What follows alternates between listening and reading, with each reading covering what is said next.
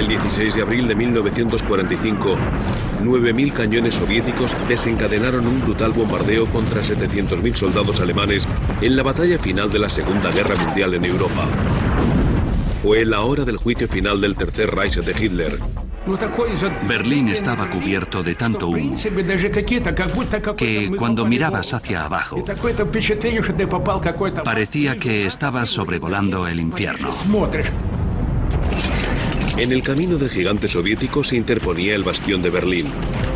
Rodeada de un anillo de hombres y acero, la ciudad sería testigo de una venganza sin igual en la historia universal. Estábamos cada vez más enfurecidos. Y en cuanto veíamos un enemigo, lo matábamos. Eran o ellos o nosotros. En Berlín, cada casa se convirtió en una fortaleza. Para avanzar un solo metro, los soviéticos tuvieron que desplegar un poderío armamentístico enorme. La batalla se cobró miles de víctimas civiles atrapadas en la ciudad maldita. Cuando caían las bombas, temblaba todo el suelo y pensabas que si la casa se venía abajo, sería el final. No podrían sacarnos. Mientras el corazón de Alemania era destruido, los aviones de reconocimiento patrullaban los cielos. Día tras día registraban el avance imparable del Ejército Rojo. Ahora, esas fotografías olvidadas se han combinado por primera vez con gráficos informáticos tridimensionales para proporcionar una vista desde el aire de la batalla que se libraba en tierra. Estas son las pruebas perdidas de la batalla de Berlín.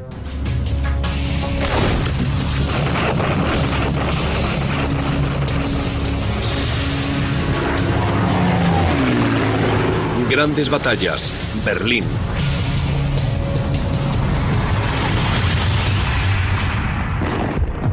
...16 de abril de 1945...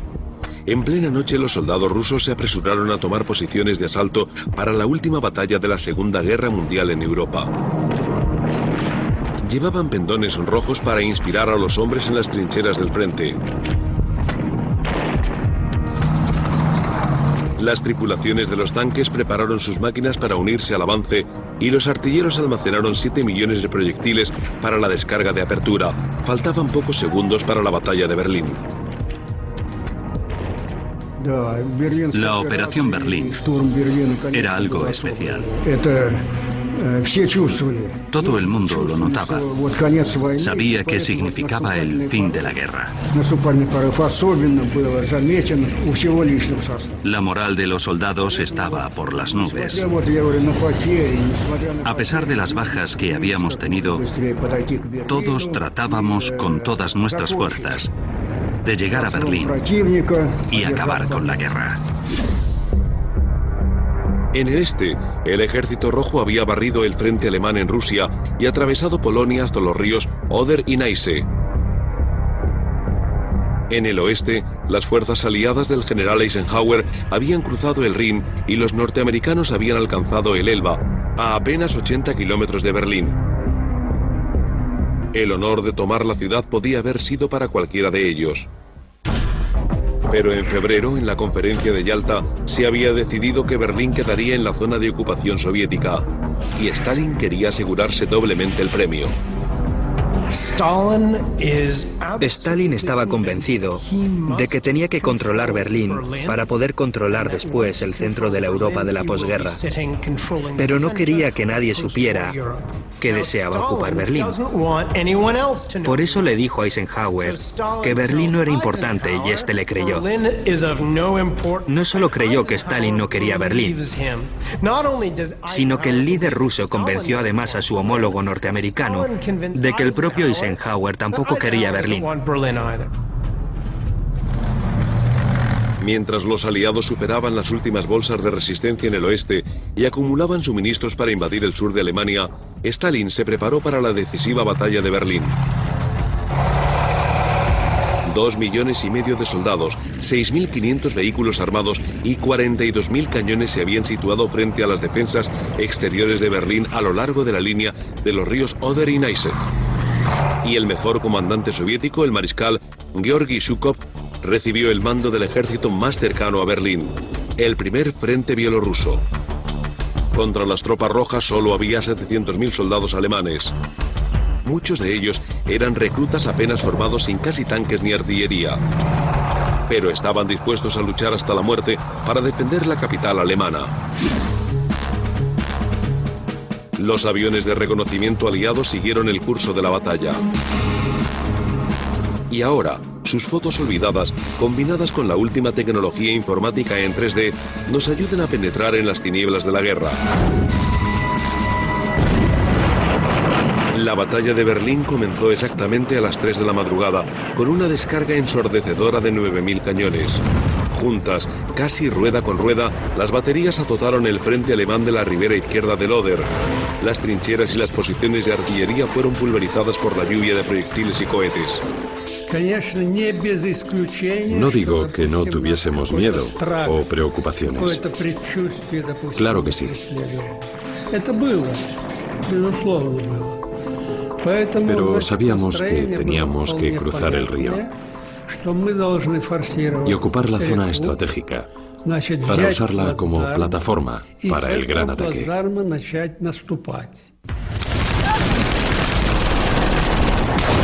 La infantería de asalto saltó de sus trincheras y azotó las líneas alemanas.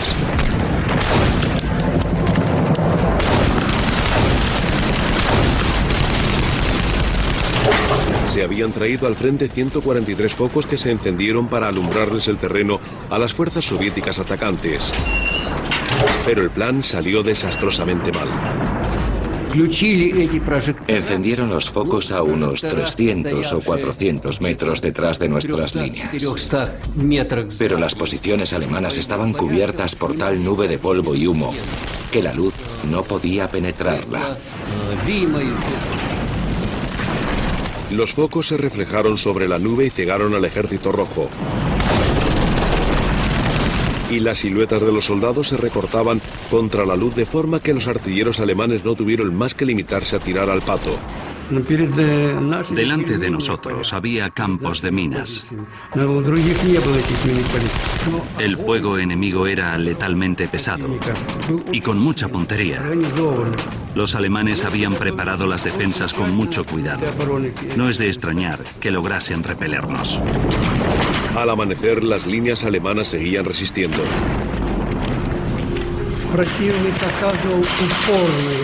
El enemigo resistió con fiereza y nos bombardeó con todo tipo de armas, tanto pequeñas como morteros y artillería.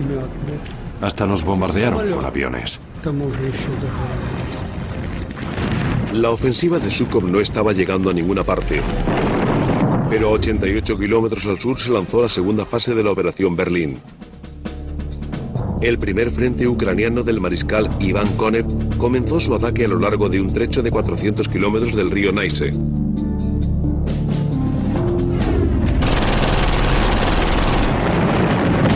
La infantería de Konev se abalanzó sobre el río desde 150 puntos sobre cualquier cosa que flotase y en menos de 20 minutos abrió una cabeza de puente en la orilla oeste y los ingenieros comenzaron a construir puentes sobre el río.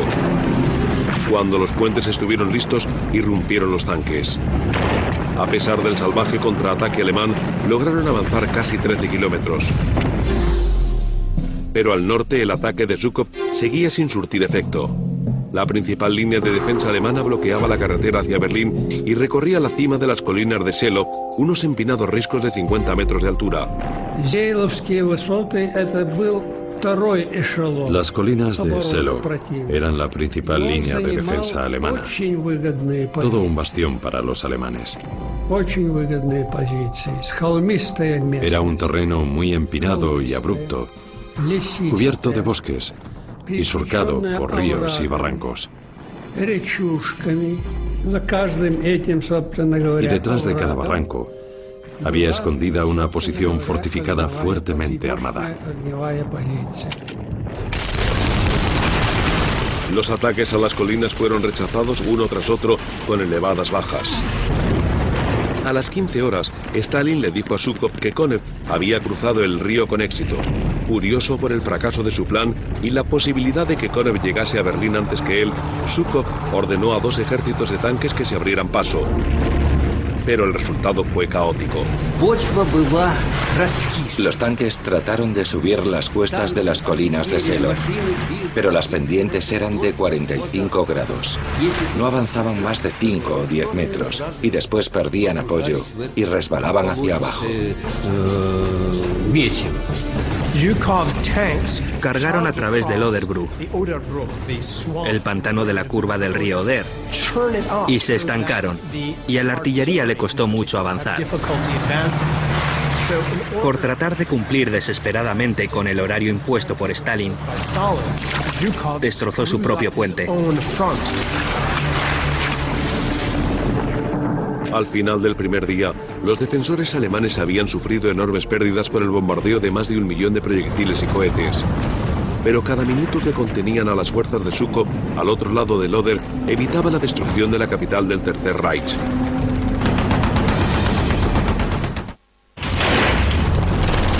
...17 de abril de 1945...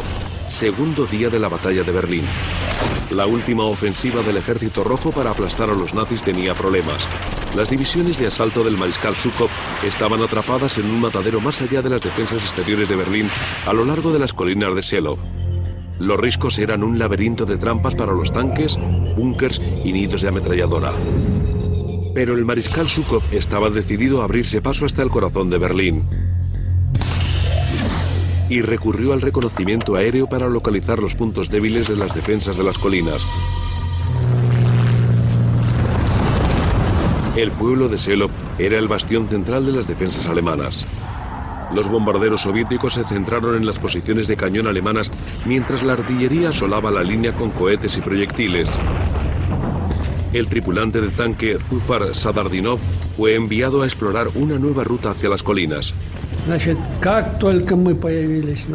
En cuanto nos perfilamos en el cielo, los alemanes empezaron a bombardear la zona con morteros. La primera bomba le explotó al capitán, que estaba a mi lado. Yo perdí la conciencia y cuando me desperté, lo vi muerto.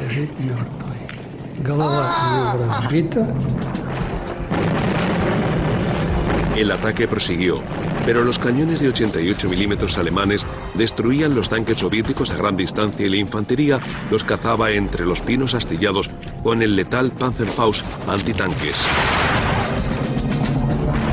152 tanques rusos fueron destruidos durante el implacable combate.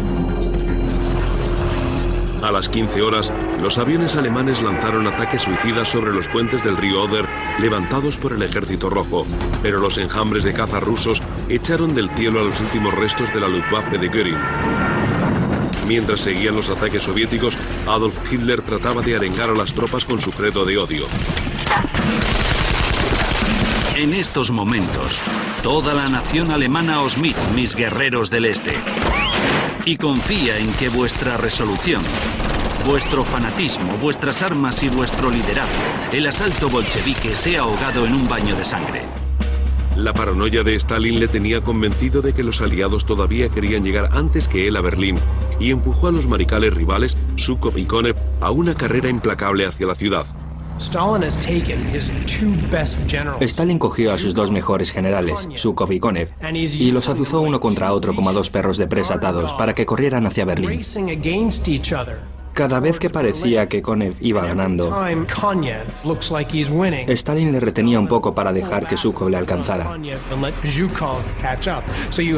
Eran dos perros de presa que se abalanzaban sobre Berlín bajo el control del titiritero Stalin.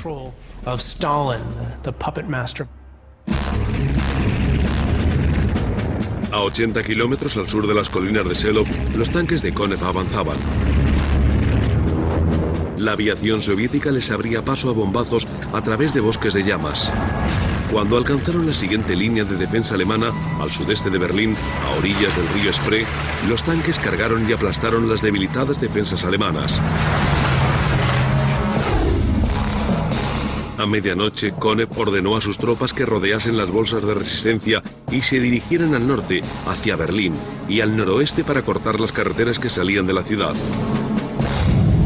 A 80 kilómetros al norte, Zhukov ordenó a sus hombres atacar y tomar la posición de Selov. Nuestros soldados tenían muchas ganas de luchar. Era asombroso. Todos sabíamos que era una de las últimas batallas de la guerra. Pero corríamos al combate ignorando las balas que silbaban y las granadas, y sin prestar atención al hecho de que podían matarnos o herirnos.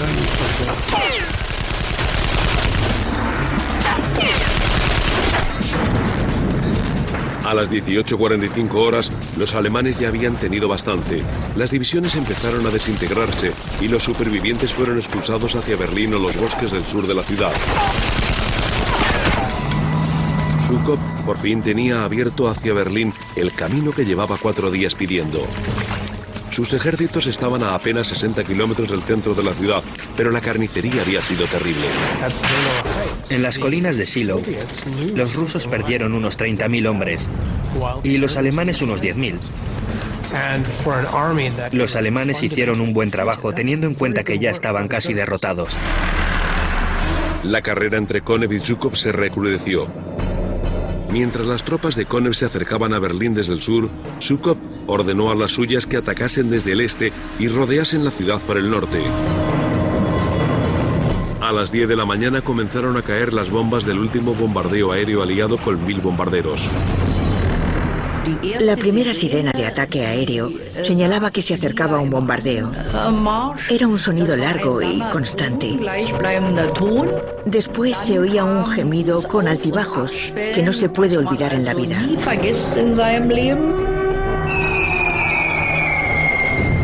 Cuando caían bombas, el suelo temblaba y siempre temías que se viniera abajo la casa porque sería el final. No podrían sacarte. Cuando se acabó el bombardeo, el alto mando nazi organizó un desfile para celebrar el 56 cumpleaños del Führer. Fue su última aparición pública y entregó medallas por la lucha en el este. El líder del Tercer Reich colocó su esperanza en el fanatismo devoto de los adolescentes. Esos cerdos querían destruirnos. Cada vez estábamos más indignados y en esa situación matábamos al enemigo en cuanto aparecía. Eran o ellos o nosotros. Tenías la esperanza de ser más rápido, eso pensábamos, o al menos yo. Cuanto más se acercaba el frente ruso, más tensos estábamos. No era miedo, sino saber que ya estaban llegando y que teníamos que hacer algo contra ellos. Nunca quise ser un héroe, pero cuanto más se acercaba el peligro, más emocionante me parecía la situación. Cuando el ejército rojo rodeó Berlín, los niños y sus abuelos recibieron la orden de convertir la ciudad en otro Stalingrado, que sería la tumba de los soviéticos.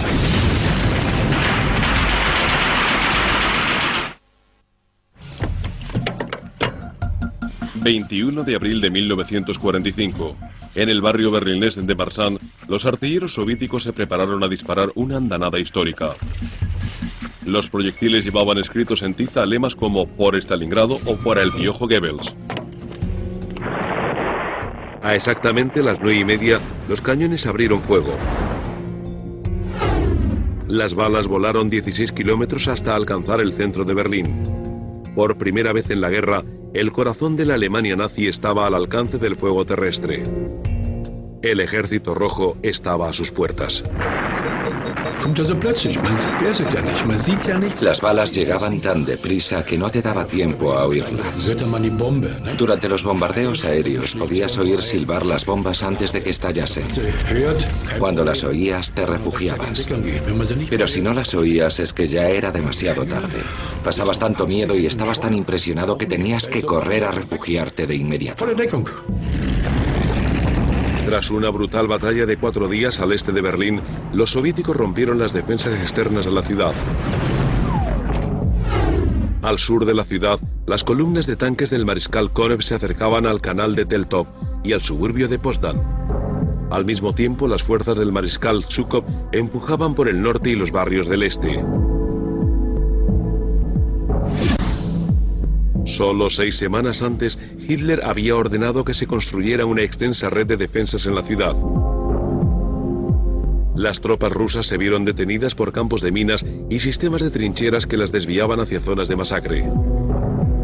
Se levantaron barricadas y posiciones de artillería en todas las calles. Pero a causa de la falta de tiempo, de hombres y de recursos, las defensas quedaron a medio construir y la guarnición solo contaba con 41.000 hombres. La mayoría eran policías y ancianos entrenados para formar una guardia local llamada Polstrun, y niños y adolescentes de las juventudes hitlerianas como Wolfgang Urbanski. Por primera vez nos equiparon con uniformes y armamento decente.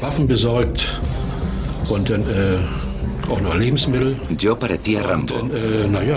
Llevaba granadas de varios tipos en ambos brazos, 2 pistolas y, lo más importante, una ametralladora.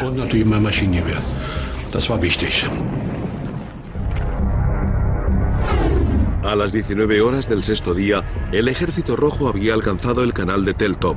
Solo 40 metros de agua separaban sus tanques de la capital de Hitler. Pero las defensas de Berlín recibieron refuerzos justo a tiempo. Las unidades que habían resistido tanto tiempo en las colinas de Seelow llegaron a la ciudad empujadas por las fuerzas de Zhukov. Esos 45.000 soldados se convirtieron en la columna vertebral de la defensa. Pero trajeron solo 60 tanques para detener la avalancha de vehículos blindados rusos. El anillo de acero soviético se cerró alrededor de Berlín.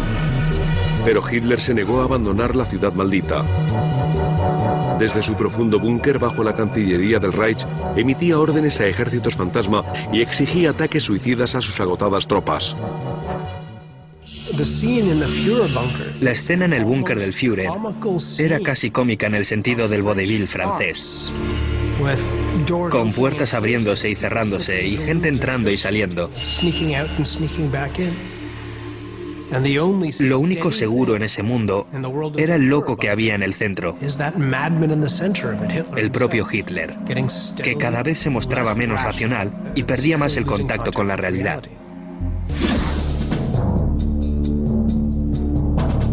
Mientras Konev se preparaba a cruzar el canal de Teltow por el sur, los ejércitos de Zhukov empezaron a empujar por el este y el sudeste.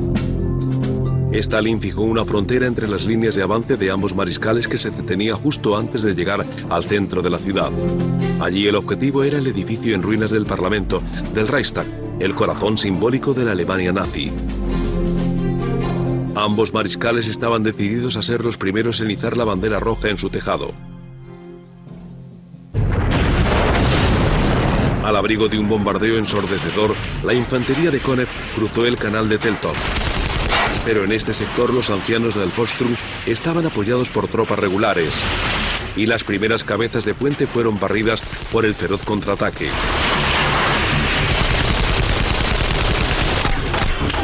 Pero a mediodía, los tanques de Konev se abrían paso entre el laberinto de casas de la orilla norte. Al este, las tropas de Zhukov también estaban avanzando, pero allí los defensores eran tropas de las SS que contraatacaban de forma fanática. Las enfermerías alemanas se vieron colapsadas por la marea de heridos. Para Gisela Esange, de 16 años, la experiencia fue una pesadilla.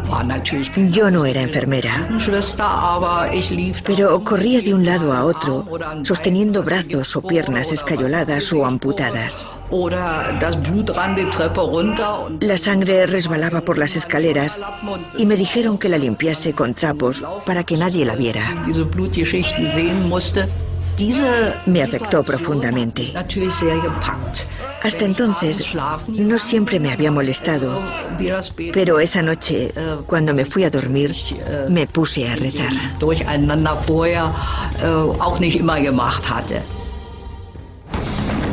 Los defensores de Berlín lucharon por cada metro de terreno, pero se fueron replegando hacia el centro desde el sur y el este. Y el 25 de abril llegó la noticia que todos los berlineses temían. Los ejércitos de Konev y Zhukov se habían unido a 24 kilómetros al oeste tras barrer el norte y el sur y rodear la ciudad. Berlín estaba rodeada. No había escapatoria para la desesperada guarnición y los habitantes de la ciudad.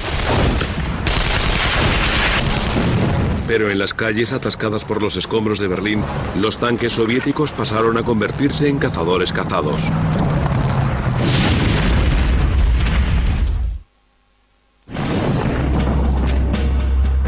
...26 de abril de 1945...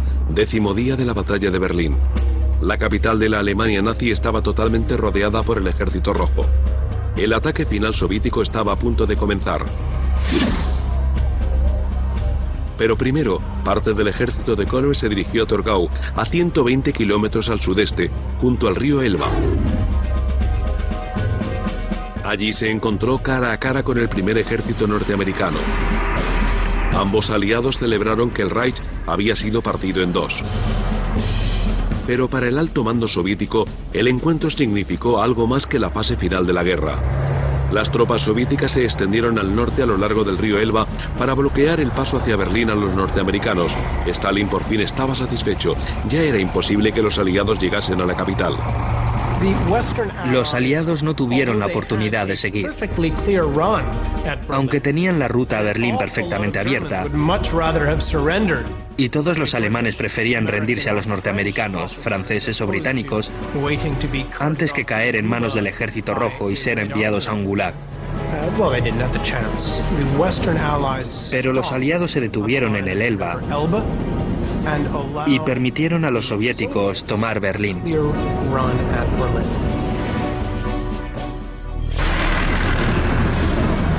Más de 460.000 soldados soviéticos con 3.000 cañones y 1.500 tanques estaban listos para el asalto final sobre Berlín. Y la aviación de reconocimiento soviética jugó un importante papel a la hora de registrar su avance. Mirábamos el mapa y ya sabíamos si un territorio era nuestro. El comandante lo iba sombreando a lápiz y si quedaba algo de resistencia, lo detallaba y mandaba una unidad a esa casa. Así es como operábamos. En el este, Zhukov avanzaba a lo largo del río Spree hacia el corazón de la ciudad. En el sur, los rusos lograron cruzar el canal de Teltov y tras una feroz batalla capturaron el aeropuerto de Tempelhof. El último vínculo de Berlín con el resto de Alemania había sido anulado.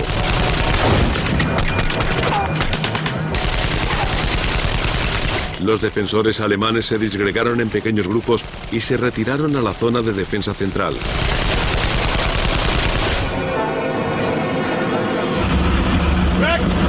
Los últimos tanques Tiger 8 SS tomaron posiciones junto al Tiergarten. Sus letales cañones de 88 milímetros dominaban la zona cercana al Reichstag.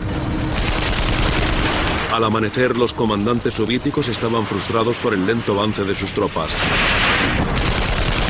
Cuando los tanques trataban de pasar por las calles sembradas de escombros, eran presa fácil de los cazadores de tanques ante las SS y las juventudes hitlerianas.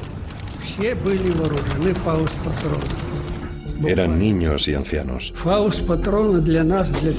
todos armados con Panzerfausts, que resultaban increíblemente peligrosos para los tanques. Podían dispararse desde la vuelta de una esquina y acabar con un tanque que reventaba y ardía. Su poder de penetración era tremendo. Los Panzerfaust lo atravesaban todo. Eran relativamente precisos y fáciles de usar por cualquiera. Estaba garantizado que atravesarían el hierro y el acero y estallarían en el interior. El comandante de la fuerza que atacaba desde el norte hacia el Reichstag era el general Vasily Chuikov, el defensor de Stalingrado, y ordenó a sus tropas que adoptaran las tácticas de lucha callejera desarrolladas durante ese terrible asedio. Pueden imaginarse lo intensa que era la lucha en la ciudad. Solo podíamos avanzar calle a calle, y por todas partes había calles laterales, callejones y pasos subterráneos. No había un frente unificado. Había que atacar cada objetivo de forma individual. Por eso la experiencia de las unidades de asalto de Stalingrado resultó tan útil.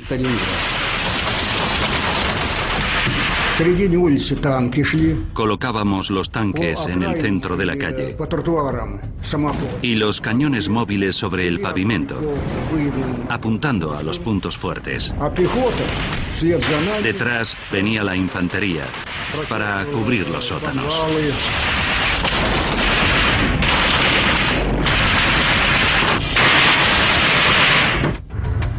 Pero a las tropas atacantes les aguardaban obstáculos colosales insuperables. Al este, oeste y norte de la ciudad había 3 torres antiaéreas inexpugnables. Estaban diseñadas para repeler los bombardeos aliados y ahora se dedicaron a diezmar los tanques rusos. Eran torres de 6 pisos de hormigón y acero reforzado, con artillería antiaérea pesada en el tejado. Las balas que disparaban nuestros howitzers de 203 milímetros no les hacían mella. Eran unas fortalezas inexpugnables. Les disparábamos todo lo que queríamos, pero era como disparar perdigones a un elefante. Como no podían destruir las torres, los rusos tuvieron que rodearlas y soportar su fuego. A medida que avanzaban los soviéticos, los civiles alemanes se refugiaban en los sótanos, pero tras las disciplinadas tropas soviéticas del frente, venían soldados que no respetaban lo más mínimo las reglas de la guerra. Las enfermeras de otro hospital nos llamaban llorando al contarnos cómo las habían violado los rusos. Y nos aterraba que nos pasara lo mismo a nosotras. A las 17 horas, las tropas se acercaban al centro de Berlín, a la última zona de defensa, conocida como la Ciudadela. Al sur, las tropas de Zhukov habían alcanzado el canal de Lamberg, a poco más de 3 kilómetros de la Cancillería del Reich y del búnker de Hitler. Desde el norte, el tercer ejército de choque se dirigía a los puntos sobre el río Spree que conducían al Reichstag. Los defensores de Berlín habían sido reducidos a una zona de 3 kilómetros de ancho por 11 de largo. Pero en ese bastión se encontraban algunos de los soldados más fanáticos, aunque a los veteranos de las SS les acompañaban niños de las juventudes hitlerianas. Pensábamos que usando todas nuestras fuerzas podríamos conseguir algo contra los rusos. Habría perdido toda mi motivación, resistencia y valentía si no hubiera creído que todavía podíamos derrotarles. Pero no todos los soldados alemanes estaban dispuestos a dar la vida por Hitler. Los pelotones de ejecución de las SS patrullaban las calles en busca de desertores. Cuando la SS empezó a ahorcar a los desertores, los alemanes empezaron a considerarla una enemiga. Vimos muchos soldados y oficiales alemanes ejecutados por la SS colgando de las farolas. Me impresionó ver soldados ahorcados en los árboles. Tenían un cartel colgando del cuello que decía: he sido demasiado cobarde para defender mi país. Me quedaba horrorizada. Era una visión tan horrible que seguía andando, mirando al suelo. A las 14 horas, el ejército rojo había alcanzado el puente Moltke sobre el río Spree. A 400 metros de distancia, entre el humo se avistaba el Reichstag. La infantería siguió adelante, pero sobre el puente había barricadas, alambradas y minas. Y una lluvia de fuego caía desde los edificios fortificados del otro lado del río. Pero las tropas soviéticas siguieron adelante con una valentía inaudita.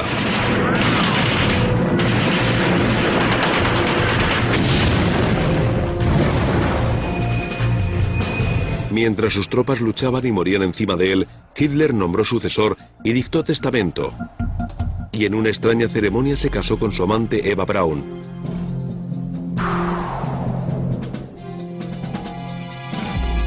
El Tercer Reich vivía sus últimas horas. En los edificios destrozados por las bombas del centro de Berlín, ambos bandos se preparaban para la fase final de la Segunda Guerra Mundial en Europa.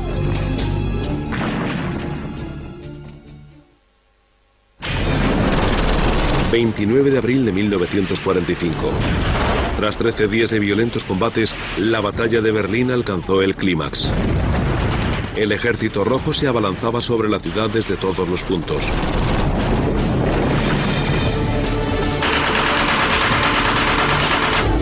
El Tercer Reich, que llegó a ocupar 480.000 kilómetros cuadrados, se había reducido a una franja de tierra de 3 kilómetros de ancho por 12 de largo.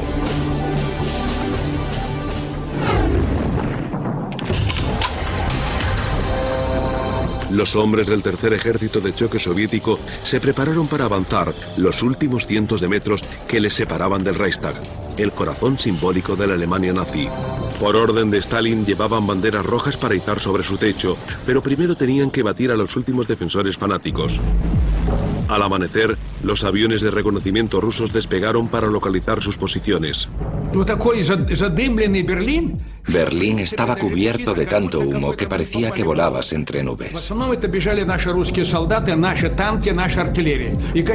Se veían los soldados soviéticos, los tanques y el humo, y se olía el fuego. Todo parecía estar en llamas. Era como sobrevolar el infierno.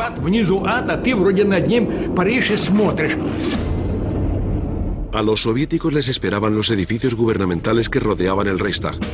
Estaban separados por los árboles y la vegetación de las 200 hectáreas del Parque Tiergarten. Pero los pacíficos bosques que llevaban 200 años siendo tan populares entre los berlineses ya no eran más que un infierno de astillas y trincheras.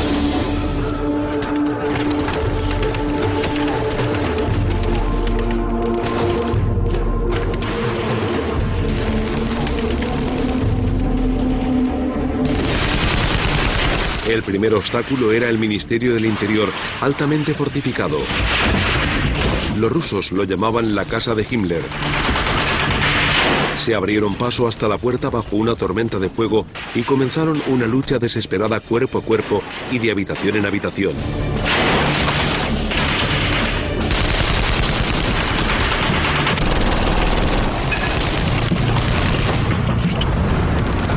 Fuera, los pelotones de cazadores de tanques alemanes jugaban al tiro al blanco con los tanques rusos. El hombre que tenía al lado, que tenía un Panzerfaust, tomó posición en un montón de escombros y yo me tumbé a su lado. Cuando el tanque se acercó a 10 metros, disparó y oímos los gritos de su tripulación, que debía estarse quemando viva. El comandante del tanque logró abrir la escotilla y en cuanto asomó, 5 de nosotros le disparamos con los rifles y cayó muerto. Fue el único tiro que disparé a otro hombre en la guerra. La caótica lucha por la casa de Himmler duró toda la noche. Empujadas por el deseo de sus comandantes de ver ondear la bandera roja sobre el Reichstag a tiempo para la celebración del 1 de mayo en Moscú, los rusos sufrieron terribles bajas. Cuando la casa de Himmler cayó por fin, las tropas trataron de asaltar el Reichstag. Pero en campo abierto fueron presa del fuego de una de las torres antiaéreas que habían rodeado. La artillería soviética efectuó una andanada para cubrir a sus hombres. Fue un infierno. El Ejército Rojo estaba tan cerca que podía llegar a la Königsplatz, el Tiergarten y el Reichstag. Pero entre el huracán de fuego, aunque parezca mentira, a veces acertábamos en el objetivo con nuestras armas. A más de 1 kilómetro al sur, el ejército de Chuikov se abría paso a bombazos.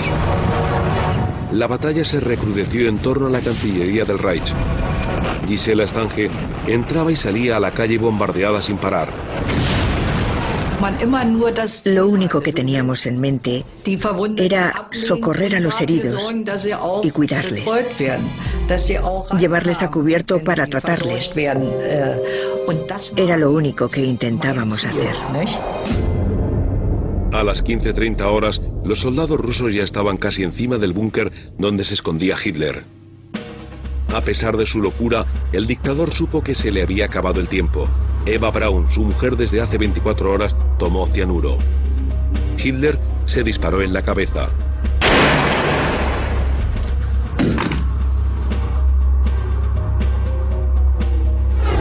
Sin saber que su líder había muerto, los hombres de las SS y las juventudes hitlerianas siguieron defendiendo el Reichstag. Pero a las 18 horas, las tropas de asalto soviéticas llegaron al edificio. Vi los grandes pilares y la cúpula medio hundida por las bombas.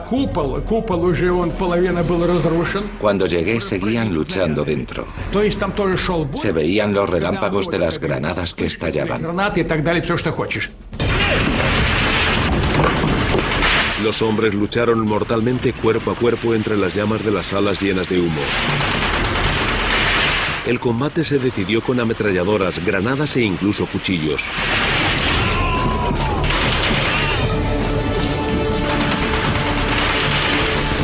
Un pequeño grupo que llevaba la bandera de la victoria número 5 se abrió paso entre el laberinto de pasillos.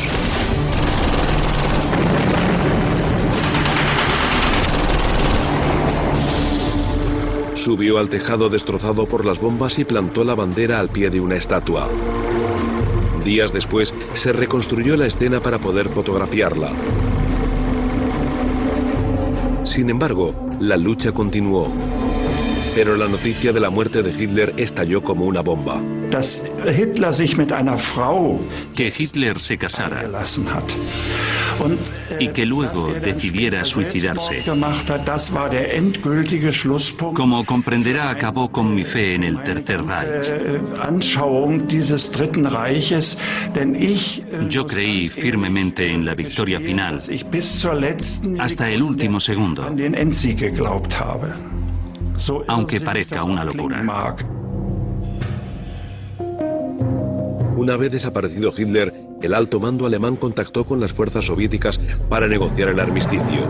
Pero les dijeron que se rindiesen sin condiciones o el ejército rojo reduciría Berlín a las cenizas. A las 6 de la mañana del 2 de mayo, la guarnición de Berlín se rindió.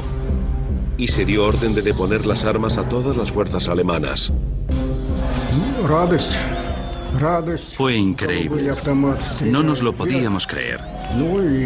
Disparamos las ametralladoras al aire y, siguiendo una vieja tradición rusa, nos tomamos un vaso de vodka, comimos y lo celebramos. Cuando se produjo la rendición el 2 de mayo, se produjo una gran conmoción en el aeródromo. Nos alegramos mucho, disparamos las armas al aire y yo corrí a mi avión y disparé toda la munición de mi ametralladora. Luego me castigaron por haberla gastado, porque aunque la guerra había terminado, todavía tenía que volar en otra misión. 6 días después se produjeron las ceremonias oficiales de rendición tanto en el este como en el oeste. La Segunda Guerra Mundial en Europa había terminado. El Reich de los 1000 años de Hitler había sido completamente destruido. Para el pueblo alemán se había acabado el mundo. No parecía posible que la tragedia de la guerra acabase así. Si hubiera habido armisticio, habría sido una derrota honrosa. Pero no podíamos aceptar que nos hubieran aplastado por completo. Nos sentíamos aplastados en el sentido literal de la palabra. Tras 6 años de la guerra más horrible de la historia, Europa yacía en ruinas. Millones de personas habían muerto y millones más eran refugiados sin techo. Trágicamente, la libertad en el este de Europa no pudo restaurarse hasta 45 años después. Pero el sacrificio de tantas vidas no había sido en vano. El fin de Berlín fue el principio de la Guerra Fría. Pero el hecho de que el mundo libre se alió para destruir el nazismo nunca se verá ensombrecido, ni ahora ni en generaciones venideras.